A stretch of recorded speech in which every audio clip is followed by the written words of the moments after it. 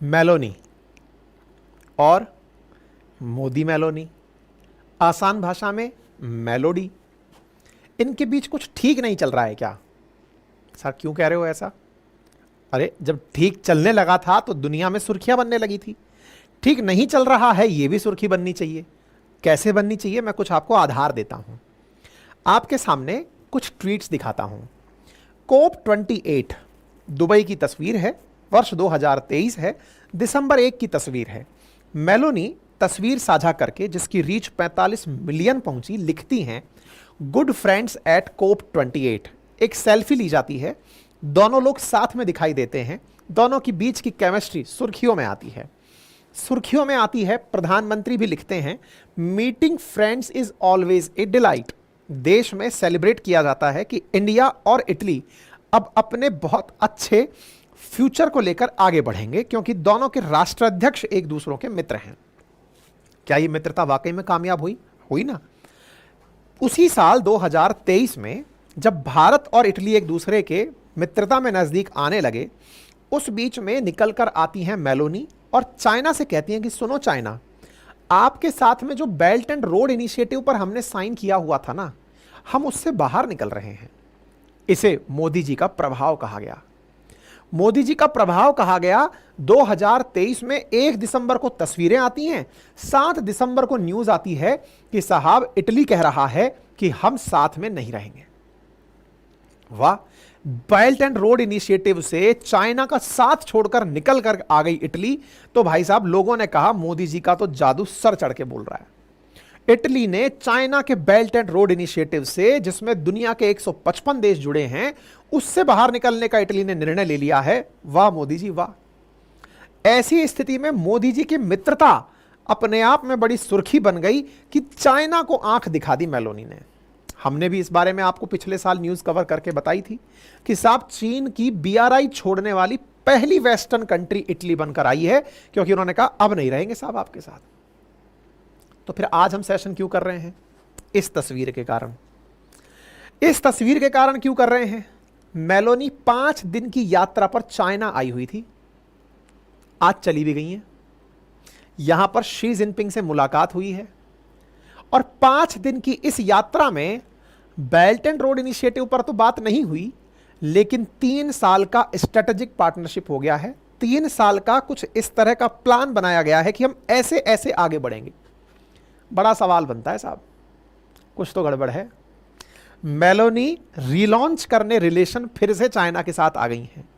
भारत के साथ इटली के रिश्ते खराब हो रहे हैं, या इटली समझ गया है कि चाइना के बिना संभव नहीं है चलना। मित्रता अपनी जगह है, लेकिन देश का फायदा अपनी जगह। इसी पर आज का सेशन है। मेलोनी इटली से चाइना पहुंचती हैं, ट्रेड पैक्ट साइन करती हैं और कहती हैं कि हम आगे बढ़ेंगे। आगे बढ़ेंगे। 5 दिन के दौरे पर मेलोनी सोमवार को राष्ट्रपति शी जिनपिंग और प्रधानमंत्री ली कीयांग से मिली। अपनी बच्ची के साथ आप एयरपोर्ट पर पहुंची। प्रॉपर तरीके से चाइना में इनके वेलकम के लिए तस्वीरें लगाई गई, इनसे मुलाकात होती है। बाकायदा सब जगह तस्वीरों में दिखाई देता है कि इटली इन चाइना और चाइनीज प्रेसिडेंट शी जिनपिंग जो हैं वो इन्हें प्रॉपर तरीके से as a state guest treat करते हैं और बहुत ही अच्छे से दोनों देश अपनी अपनी बातें रखते हैं। कहते हैं कि हम लोग एक दूसरे के साथ कैसे आगे बढ़ेंगे ये तय करेंगे। रशियन टाइम्स इस बात पर मजे लिया कि साहब मोदी जी के साथ में जो सेल्फी थी, क्या वो सेल्फी मोमेंट शी के साथ में मिलेगा? सेल्फी तो छोड़िए सर, मुद्दा यह है कि बेल्ट एंड रोड इनिशिएटिव से जिससे हम बाहर निकाल कर लाए थे, आप अगर दोबारा उसके नजदीक पहुंच गई तो ये तो भारत का प्रभाव कम होने वाली बात हुई। ऐसा हुआ क्यों होगा, सारी बातें बताएंगे, लेकिन उससे पहले थोड़ा सा बेल्ट एंड रोड इनिशिएटिव जान लो। देखो, चाइना ने अपने जमाने को, पुराने जमाने को याद करते हुए दुनिया के साथ अपनी कनेक्टिविटी को बढ़ाने के लिए 2 प्रकार के मार्गों को शुरू करने का प्रयास किया था। एक था जमीन से जाने वाला मार्ग ताकि दुनिया से कनेक्ट हो सके, और दूसरा था समुद्र से होकर जाने वाला मार्ग। वर्ष 2013 में चीन के राष्ट्रपति शी जिनपिंग जब कजाकिस्तान और उसके बाद इंडोनेशिया की यात्रा पर गए, तो उन्होंने दुनिया से चीन को कनेक्ट करने के लिए और जबरदस्त फंड देने के लिए बेल्ट एंड रोड इनिशिएटिव नाम का एक प्रोजेक्ट लॉन्च किया, जिसके अंदर दो बातें रखी। एक सिल्क रूट इकोनॉमिक बेल्ट, जिसके अंदर जमीन से होकर के चीन एशिया, रूस और यूरोप से जुड़ने वाला था, और दूसरा था मैरीटाइम सिल्क रोड, यानी कि समुंदर के थ्रू होकर के चीन के तटीय इलाकों से हिंद प्रशांत और अरब सागर से यूरोप को जोड़ने वाला था। इस पूरी प्रक्रिया में कई प्रकार के इंफ्रास्ट्रक्चर डेवलप करने में चीन मदद करने वाला था, वो चाहे रेलवे के हों, एयरपोर्ट के हों, हाईवे के हों, मेट्रो के हों, गैस पाइपलाइन के हों, चीन सब में मदद करेगा। और चीन की जो बैंक हैं वो इन देशों से जो इस प्रोजेक्ट में साथ जुड़ेंगी उन्हें सस्ते दरों पर लोन देंगी। चीन की कंपनियां डेवलपमेंट का काम संभालेंगी और कच्चा माल भी चीन देगा। यानी कि चीन ने पूरी दुनिया में अपना जाल फैलाने के लिए belt and road initiative launch किया, जिसमें टिल डेट 155 देश जुड़े हुए हैं। G7 कंट्रीज का इकलौता देश था इटली, जो 2019 में G7 से मतलब G7 का होते हुए यानी अमेरिकी प्रभाव वाला देश होते हुए भी चाइना के साथ इसको जोड़ गया था, यानी कि बेल्ट एंड रोड इनिशिएटिव जोड़ लिया था। उस समय कांटे करके यहाँ के पीएम हुआ करते थे, जिन्होंने चाइना के साथ इटली का ये वाला BRI प्रोजेक्ट कराया था। और चाइना की ये बड़ी जीत काउंट की गई थी कि चाइना इतना पावरफुल है कि इसने किस प्रकार से इटली में एंट्री कर ली है। हालांकि सत्ता परिवर्तन हुआ, 2022 में मेलोनी बनकर आई और मेलोनी पर अमेरिका ने बहुत विश्वास जताया कि अब तुम आ गई हो तो चाइना को निकाल फेंकोगी, और चाइना को निकाल फेंक करके अमेरिका के पक्ष में काम करोगी, और अमेरिका के पक्ष में काम करते हुए बेल्ट एंड रोड इनिशिएटिव से बाहर आ जाओगी। इन्होंने यही किया, भारत के साथ मिलते हुए और बाइडेन की उम्मीदों पर खरा उतरते हुए इन्होंने बेल्ट एंड रोड इनिशिएटिव से बाहर निकलने का प्लान किया। लेकिन निकलने से पहले आप 2023 में एक साल पहले भारत की 2 दिवसीय यात्रा पर आई और संकेत दिया कि चीन के स्थान पर हम ताइवान के साथ दोस्ती बढ़ाएंगे। अक्सर ऐसा होता है कि अमेरिकी समर्थक जो होते हैं वो ताइवान से दोस्ती बढ़ा रहे होते हैं, और जो चीन समर्थक होते हैं वो ताइवान से दुश्मनी निभा रहे होते हैं। इस प्रकार से दोनों के बीच में व्यवहार निकलने लगा और कहा गया अंत में दिसंबर 2023 आते आते कि भैया इटली BRI का सदस्य नहीं रहेगा। लोगों को लगा कि अल्टीमेटली बाइडेन का और मोदी का प्रभाव पड़ा है मेलोनी पर, जिसके चलते हुए इन्होंने BRI से बाहर निकलने का निर्णय लिया है। लेकिन जब आज की चर्चा निकल कर आती है, क्या निकल कर आती है कि जब मोदी जी के साथ मुलाकात हुई, बाद में बाहर निकल के आए कि BRI से हम बाहर निकल रहे हैं, तो अब ये क्या कहानी हुई कि ये यहां पर पहुंच गई। इसके पीछे को समझाने के लिए अब आपको कई पॉइंट्स में ये बात बतानी होगी कि मेलोनी चाइना पहुंची क्यों है, क्यों अपने 2 साल बाद पहली यात्रा पर मेलोनी पहुंची हैं। इसको समझने के लिए मैं कुछ पॉइंट्स में आपको ये जवाब देता हूं। देखिए, आप यहां पर पहुंची और अपने स्तर पर इन्होंने अपने लेवल पर काफी सारी बातें यहां पर रखी हैं। मैं इस बात को आपके सामने एक एक करके बताना शुरू करता हूं। देखिए, जॉर्जिया मेलोनी जब यहां पहुंची हैं तो इन्होंने पर्टिकुलर इनके साथ 3 साल का एक्शन प्लान साइन किया है और 6 एग्रीमेंट इनके साथ साइन किए हैं कि सर हम लोग आगे बढ़ेंगे 3 साल के एक्शन प्लान को लेकर, ताकि दोनों देशों के बीच में इकोनॉमिक टाइज को बढ़ावा दिया जा सके। 3 साल के एक्शन प्लान में ट्रेड को, इन्वेस्टमेंट को, एजुकेशन को, एनवायरमेंट प्रोटेक्शन को और फूड सिक्योरिटी को खासा फोकस दिया गया है। प्राइम मिनिस्टर मेलोनी यहां पर जो उपलब्ध हैं, गई हैं, इन्होंने अपने ट्रेड पैक्ट को साइन करते हुए कहा कि हम लोग इस काम को आगे बढ़ावा देने के लिए हाई लेवल मीटिंग करेंगे और इस स्थिति में दोनों देशों को बहुत तेजी से आगे लेकर के चलेंगे। ठीक है साहब। अब यहां से आगे की तरफ जब ये लोग निकलते हैं तो इसके पीछे का कारण निकलने लगता है कि ऐसा क्या हुआ जिसकी वजह से मेलोनी चाइना के तो नजदीक पहुंच गई, लेकिन कहीं ना कहीं भारत को इससे थोड़ा धक्का लगा होगा। पहला कारण क्या है वो जान लेते हैं। देखिए, इटली जो कि पहले कभी यूरोप में पुनर्जागरण का केंद्र हुआ करता था, हाल ही के दिनों में अपनी माली आर्थिक स्थिति के चलते सुर्खियों में बना हुआ है। साथ ही साथ में जॉर्जिया मेलोनी जो हैं वो 2 साल पहले ही जैसे सत्ता में आई हैं, वो इटली का खोया हुआ स्वाभिमान दोबारा जिताना चाहती हैं, दिलाना चाहती हैं। यूरोपियन यूनियन में हाल ही में हुए चुनावों में इटली की तरफ से जो प्रतिनिधित्व हुआ, मेलोनी का जो प्रतिनिधित्व हुआ, वो प्रतिनिधित्व फ्रांस पर भी भारी पड़ा।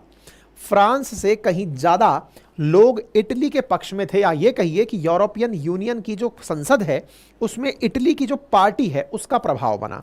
मेलोनी को अपना प्रभाव यूरोपियन यूनियन में बढ़ता हुआ देख ये समझ में आया कि इस यूरोप को वो एक नया चेहरा बन चुकी हैं, उसका एक नई दिशा दे सकती हैं। तो मेलोनी अपने आप को as a leader of Europe treat कर रही हैं, इसीलिए वो यूरोप के नेता के नाम पर अफ्रीका के साथ भी रिलेशंस को बढ़ावा देना चाहती हैं कि अफ्रीकी कंट्रीज में इटली वो राहत का द्वार बने जो कि यहाँ की प्रोग्रेस के लिए जिम्मेदार हो। इसी प्रकार से इनके द्वारा निरंतर प्रयास दुनिया में इटली फर्स्ट रखने का प्रयास किया जा रहा है। जैसे कुछ दिनों पहले मैक्रॉन को यह ख्वाब आया था कि वो दुनिया में अमेरिका के बाद फ्रांस को बड़ा लीडर बनाएंगे, अब इटली में यह ख्याल आ रखा है। पहली बात तो यह है। दूसरी बात क्या है और वो मैं आपको बताऊं तो वो ये है कि ये चाहती हैं कि चाइनीज फर्म्स इटली में आएं, चाइनीज फर्म्स इटली में आएं और आकर के यहां पर इन्वेस्टमेंट करें। इन्वेस्टमेंट किस सेक्टर में करें? तो इलेक्ट्रिक व्हीकल्स के सेक्टर में ये लोग इन्वेस्टमेंट करें। ये बात इन लोगों ने यहां पर बात में भी कही है, अर्थात यहां पर कहीं ना कहीं इलेक्ट्रिक व्हीकल्स में इन्वेस्टमेंट चाहती हैं मेलोनी चाइना से। G7 की जब मीटिंग हुई उस दौर में भी ये देखा गया था कि किस तरह से इटली अपने आप को फ्यूचर लीडर देखना चाहता है। रही बात भारत के साथ, भारत के साथ में क्या गड़बड़ हुई है मैं वो बताता हूं। जब भारत में G20 की बैठक हुई, अमेरिका ने आकर के कहा कि हम इंडिया से निकलकर मिडिल ईस्ट होते हुए ग्रीस और इटली तक आईमैक बनाएंगे, India middle east economic corridor बनाएंगे। 2023 के अंदर जो हमारा G20 की जो हमारी समिट हुई उसमें हम लोगों ने जोर शोर के साथ अनाउंसमेंट तो कर दिया, किस बात का? कि हम G20 आयोजित करके कह रहे हैं कि इंडिया से यूरोप को जोड़ने के लिए आईमैक बनेगा। लेकिन उस आईमैक का अभी आई भी शुरू नहीं हुआ है अंतर्राष्ट्रीय स्तर पर, क्योंकि यहां मिडिल ईस्ट में इतनी अशांति है कि जिस इजराइल को हम रास्ते के रूप में सोच रहे हैं वो युद्ध में अल्टीमेट बिजी चल रहा है। मतलब ये पकड़ लो कि दिसंबर में हम लोगों की मीटिंग खत्म हुई है, फरवरी से इजराइल युद्ध में चल रहा है, तो आईमैक का आई भी शुरू नहीं हुआ है।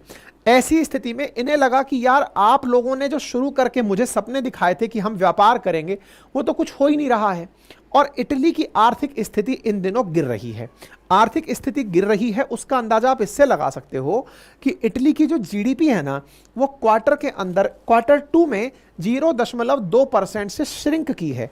ये सारी इकोनॉमीज अब घट रही हैं। ऐसी स्थिति में इन्हें आवश्यकता है कि विदेशों से धन आए और धन के नाम पर चाइना बेस्ट ऑप्शन दिखता है। ऐसा क्यों बोल रहा हूं? क्योंकि भारत जो है ना वो चाइना के साथ अभी भी तमाम कन्फ्लिक्ट्स के बावजूद बढ़िया तरीके से व्यापार कर रहा है। अब आप बढ़िया व्यापार कर रहे हो तो यार ये दूसरों को चिढ़ाएगा तो सही ना कि चाइना से हमें तो दूर कर दिया और आप चाइना के साथ में नंबर 1 व्यापार आप आज भी कर रहे हो।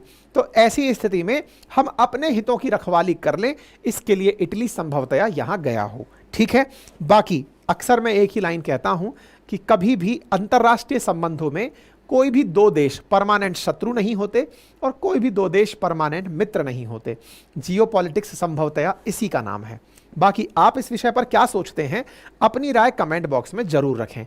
बाकी जो भी एनसीईआरटी फाउंडेशन बैच में एडमिशन लेना चाहते हैं क्लास 6 से लेकर 12 तक की एनसीईआरटी जो यूपीएससी और स्टेट पीसीएस के लिए जरूरी है, एडमिशंस ओपन कर दिए गए हैं हमारे बैच में।